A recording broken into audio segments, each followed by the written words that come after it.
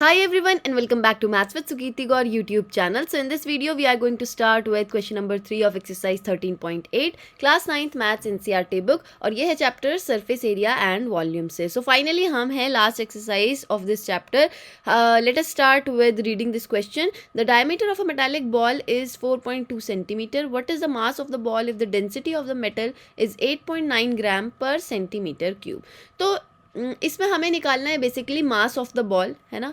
और मास का मतलब क्या है, जब हम इसकी वॉल्यूम पे पहुंचेंगे, क्योंकि यहाँ पे देखो क्या दिया गया है कि 1 पर centimetre cube means 1 centimetre cube का मास जो है ना, बॉल के रिस्पेक्ट में इस 8.9 ग्राम्स. ठीक है, तो हमारी बॉल कितने सेंटीमीटर क्यूब की है उससे हम उसका टोटल मास निकाल पाएंगे, यही होगा. बट अभी क्या हमारे पास ये सेंटीमीटर क्यूब में क्या आता है, वॉल्यूम ही तो आता है ना. क्या हमारे पास वॉल्यूम है? नहीं है. तो let us find the volume first and then we will do the unitary method. Okay, तो यहाँ से हम करते हैं, सबसे पहले लिख लेते हैं diameter is equals to 4.2 centimetre. Then the radius would be, इसका हाफ हो जाएगा, है ना. 4.2 अपॉन 2, कैंसिल इट, 2 1 ज़ा 2 और 2 2 2 ज़ा 4 और 2 1 ज़ा 2. ठीक है, ये आ जाएगा 2.1 centimetre. Now apply the formula for volume. What is it? 4/3 pi r cube for a sphere, क्योंकि एक बॉल क्या होती है, स्फेयर का एग्जाम्पल होती है. 4/3 पुट ऑल द वैल्यूज 22/7 और आर क्यूब क्या हो जाएगा, 2.1 into 2.1 into 2.1. So it is all about calculations in this exercise particularly. वैसे तो पूरे चैप्टर में ही दबा के कैलकुलेशंस थी, बट फिर भी इस वाली एक्सरसाइज में और ज़्यादा है, क्योंकि कुछ कैंसिल आउट ही नहीं होता इसमें. 7 3 ज़ा 21 और ये 3 1 ज़ा 3. बस यहाँ पे क्वेश्चन अटक जाएगा. देख रहे होगे आप, 21 इंटू 21 है और भी पूरा है ही. तो यहाँ से एक बार अगर मैं 5 से मतलब 2 से कैंसिल करना चाहूँ तो मैं क्या कर दूँगी, अपनी कैलकुलेशन को ना इंक्रीज़ कर दूँगी, क्योंकि नीचे आ जाएगा यहाँ पे 5, ये भी आ जाएगा 5, फिर 25 से डिवाइड करना पड़ेगा. रेदर देन दैट हम इन 10 को ऐसे ही रहने देते हैं. 2 ये कैंसिल हो रहे थे बट इनको मत काटो आप. ठीक है, क्या होगा इससे, 4 इंटू 2 88 हो जाएगा और 88 से ये 21 इंटू 21, तो 88 से 21 इंटू 21 का स्क्वायर क्या हो जाता है, 441, है ना. हमने ये पिछले वाले क्वेश्चन में भी किया था. ये देखो, ये 21 का स्क्वायर क्या आया था, 441. This was it. ठीक, तो 441 मेरे को तो याद है, आपको भी याद हो जाना चाहिए अब तो. फटाफट से मल्टीप्लाई, 8 1 ज़ा 8, 8 4 ज़ा 32, 8 4 ज़ा 32 plus 3 will be 35 and same line नीचे आ जाएगी 2 5 3. जस्ट एड इट, 8 ये हो जाएगा 10, this will be 8 and this will be 8 again. 38808 38808 upon में कौन है, 3 0 1 2 3. ठीक है, तो सीधा पॉइंट शिफ्टिंग हो जाएगी, 1 2 3 पीछे से 3 डिजिट्स को छोड़ दो, ये आ जाएगा 38.808 सेंटीमीटर क्यूब. था ना इजी. तो अगर मैं वो 25 बना देती तो मेरे पास एक और ड्यूटी आ जाती, वो आती डिवाइड करने की. उसको मैंने अवॉइड कर दिया, क्योंकि अगर वो ना करो ना तो फिर और ज़्यादा मतलब कैलकुलेशन में मिस्टेक होने के भी चांसेस. जितनी लॉन्ग आप कैलकुलेशन करोगे उतना ज़्यादा आपको अवेयर रहना पड़ेगा कि कहीं पे मिस्टेक तो नहीं हो रही है. अब यहाँ पे हमें दिया हुआ था 1 centimetre cube is of 8.9 grams. ठीक है, ये मास दिया हुआ है हमें. डेंसिटी बोलते हैं ना जिसे, मास पर यूनिट वॉल्यूम, है ना. तो मास ये है, 1 सेंटीमीटर क्यूब में इतना मास लाई कर रहा है. ठीक है, तो हमारे पास कितना सेंटीमीटर क्यूब आया, 38.808 सेंटीमीटर क्यूब. और इसके लिए हम क्या कर देंगे, फॉर दिस सेंटीमीटर क्यूब हम मल्टीप्लाई कर देंगे, तो 38.808 इंटू 8.9. ठीक है, फटाफट से मल्टीप्लाई करते हैं. ये तो 1000 आ जाएगा नीचे, यहाँ से आ जाएगा 10. 3808. ठीक है, 89 से मल्टीप्लाई, दिस विल बी 9 8 ज़ा 72, 9 8 ज़ा 72, 9 8 ज़ा 72 plus 7 will be 79 and 9 3 27 plus 7 would be 34. ठीक है, यहाँ से आ जाएगा 8 8 ज़ा 64, फिर आएगा 8 8 ज़ा 64 अगेन, फिर 8 8 ज़ा 64 प्लस 6 वुड बी 70, है ना. और 8 3 ज़ा 24 प्लस 7 वुड बी 31. ऐड कर लीजिए इसको, ये आ जाएगा 11, ये आ जाएगा 9, ये आ जाएगा 13, ये आ जाएगा 5 4 3 4 5 3 9 1 2 3 4 5 3 9 1 2 अपॉन 4 ज़ीरोज़. तो 4 ज़ीरोज़ की वजह से पॉइंट कहाँ पे आ जाएगा, यहाँ पर. ठीक है, तो 345.3912 ग्राम्स जो है इसका वेट हो जाएगा, किसका, इस मेटालिक बॉल का। क्लियर है? चलते हैं नेक्स्ट क्वेश्चन पर। नेक्स्ट क्वेश्चन है question number 4। The diameter of the moon is approximately 1/4 of the diameter of the earth. What fraction of the volume of the earth is the volume of moon. तो देखो, earth और moon को as an example of sphere ही लिया जाता है। Diameter of the moon जो है बोला गया है यहाँ पे DM से ले लेते हैं हम इसको, 1/4 है, 1/4 है किसका, डायमीटर ऑफ द अर्थ का। ठीक है, जब आप 1/4 डायमीटर ऑफ अर्थ से मल्टीप्लाई करते हैं तो डायमीटर ऑफ मून निकलता है, ये वो कह रहा है। What fraction of the volume of the earth is the volume of the moon. हमें निकालना है वॉल्यूम ऑफ अर्थ जो है वो कितना होगा compare to volume of the moon in the terms of ratio. What fraction, ठीक है, तो फ्रैक्शन के फॉर्म में निकाल के देना है। कैसे करेंगे इसको, सबसे पहले तो निकालते हैं वॉल्यूम ऑफ अर्थ, तो ये कितनी हो जाएगी 4/3 पाई आर क्यूब। ठीक है, और अगर मैं यहाँ पे ना ऐसे लेके चल लेते हैं इसको, डी ऑफ अर्थ को x ले लेते हैं, है ना, तो ये क्या हो जाएगा x/, हाँ चलो ठीक है, RE हो जाएगा हमारा जो है x/2। आप ही बताओ भाई, डायमीटर का आधा हो जाएगा ना रेडियस, और वहीं पे DM क्या हो जाएगा, आपने अभी अभी देखा 1/4 ऑफ डायमीटर ऑफ अर्थ, तो 1/4 डायमीटर ऑफ अर्थ क्या लिया मैंने, 1/4x, है ना, और वहीं पे अगर मैं रेडियस ऑफ मून की बात करूँ तो इसका आधा हो जाएगा, 1/4 का आधा वो आ जाएगा 1/8x। ठीक है, आधे के लिए हम क्या कर लेंगे, नीचे से 2 मल्टीप्लाई कर लेंगे, ऐसा नहीं कि आधे के लिए आपने ऊपर 2 ले लिया। तो आइए अब यहाँ से इसको पुटअप करते हैं। तो 4/3 पाई की जगह पाई ही रहने दो, उसको सॉल्व नहीं करेंगे क्योंकि यहाँ पे कोई ऐसी वैल्यूज़ नहीं है, और r की जगह हम डाल लेंगे r of earth, that is x/2। तो x/2 है ना, x/2 का होल क्यूब, तो ये कितना आ जाएगा 4/3 पाई और x³/8, यही तो आएगा। 4 1 ज़ा 4, 4 2 ज़ा 8 से कैंसिल, ये आ जाएगा पाई x³/6। ठीक है, ये तो आ गई आपकी वॉल्यूम ऑफ अर्थ। अब निकालते हैं वॉल्यूम ऑफ मून।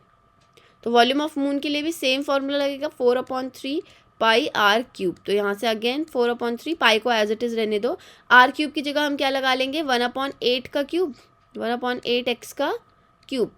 यहाँ से क्या हो जाएगा 4/3 पाई, और ये आ जाएगा x³/8 × 8 × 8। ठीक है, 4 1 ज़ा 4, 4 2 ज़ा 8, ये कितना आ जाएगा हमारा पाई x³/8 8 ज़ा 64, 64 2 ज़ा हो जाएगा, 2 4 ज़ा 8, 2 6 ज़ा 12, 128, और 128 × 3 हो जाएगा 3 8 ज़ा 24, 3 2 ज़ा 6 + 2 इज़ 8, 3 1 ज़ा 3, 384।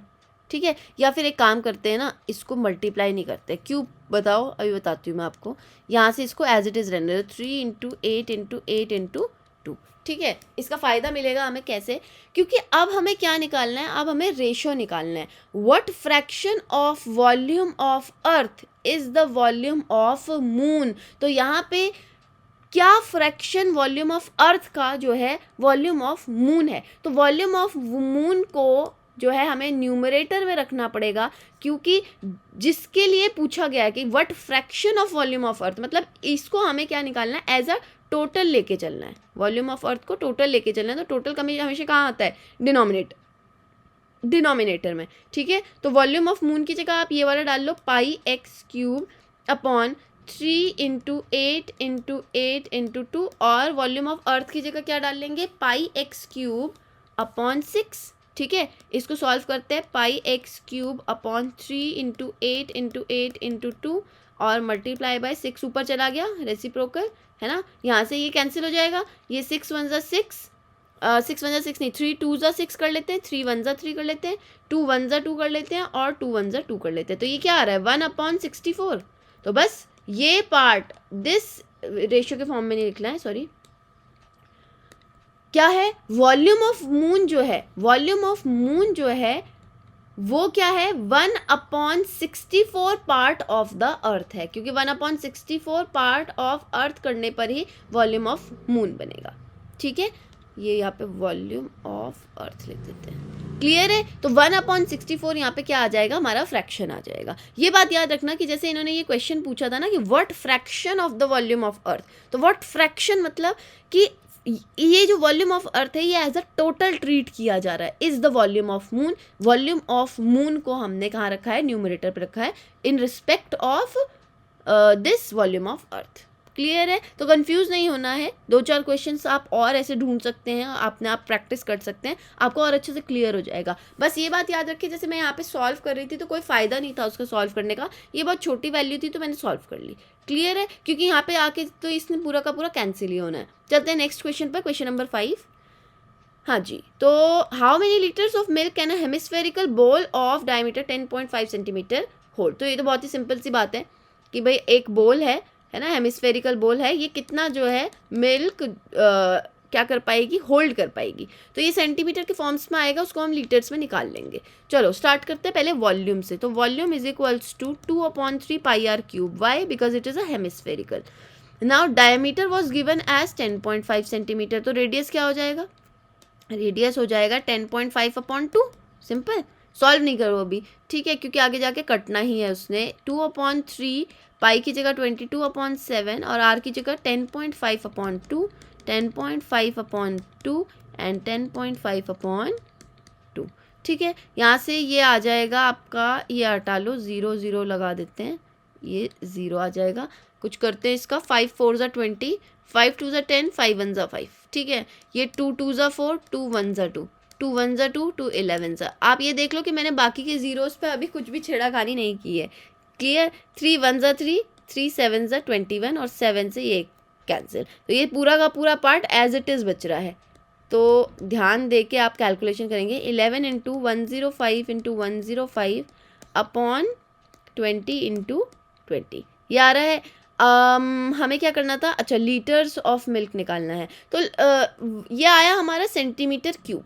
ठीक है, ये वॉल्यूम बनेगी। अब 1 सेंटीमीटर क्यूब में जो है कितने लीटर्स होते हैं, 1/1000 लीटर्स। ये हमें बात मालूम होनी चाहिए। देखो हर बार कन्वर्जन जो है याद होना चाहिए, या बोल सकते हैं 1 litre is equals to 1000 centimetre cube और 1 centimetre cube is equals to 1/1000 litre. तो इतने सेंटीमीटर क्यूब के लिए हमें क्या करना पड़ेगा, मल्टीप्लाई, है ना। For this we have to multiply. तो इसको लीटर्स में कन्वर्ट करने के लिए हमें क्या करना पड़ेगा, इसको मल्टीप्लाई। तो 11 इंटू 105 इंटू 105 है ना, अपॉन 20 इंटू 20 इंटू किसके हो जाएगा, 1/1000। तो ये तो और ज़्यादा ऐड मिल गया हमें, कुछ भी कैंसिल आउट करने के लिए बचा ही नहीं है। अभी कुछ कर सकते हैं क्या इसमें, 5 2 ज़ा 10, 5 1 ज़ा 5, यहाँ से आ जाएगा 5 2 ज़ा 0 0। ठीक है, 5 2 ज़ा 10, 5 1 ज़ा 5, 5 4 ज़ा 20 और 0। तो सिंपली यार कैलकुलेशन देखो इंक्रीज़ ही हो रही है, डिक्रीज़ कुछ नहीं हुआ है। तो अगर हम चाहें भी तो इसको ऐसे ही रख सकते हैं, पर चलो ऐसे ही सॉल्व कर लेते हैं इसको। 21 इंटू 21 क्या होता है, 441, 441 इंटू 11 कर लो, 1 1 ज़ा 1, 1 4 ज़ा 4, 1 4 ज़ा 4, ये सेम आ जाएगा 1 4 4 1 5 4851, 4851 और अपॉन में कौन आ जाएगा, 20 इंटू 20 इंटू 40। तो 3 0 तो एज इट इज़ आ जाएंगे। ये 2 2 ज़ा 4 और 4 4 ज़ा 16 बन रहा है, तो इसको 2 से कैंसिल कर लेते हैं पहले। 2 2 ज़ा 4, 2 4 ज़ा 8, 2 2 ज़ा 4, 2 5 ज़ा 10 और 2 5 ज़ा 10। ठीक, 2 1 ज़ा 2 कर लेते हैं, 2 1 ज़ा 2, 2 2 ज़ा 4, 2 1 ज़ा 2, 2 2 ज़ा 4, 2 7 ज़ा 14, 2 5 ज़ा 10। क्लियर हो रही है, 4 1 ज़ा 4, यहाँ से ये डायरेक्ट कैंसिल करेंगे, 4 3 ज़ा 12 है ना, 0 आ जाएगा क्योंकि दोबारा से 2 डिजिट लेनी है, 4 3 ज़ा 12, 4 1 ज़ा 4, फिर आ जाएगा 3 बचेगा ना 35, तो जाएगा 4 8 ज़ा 32।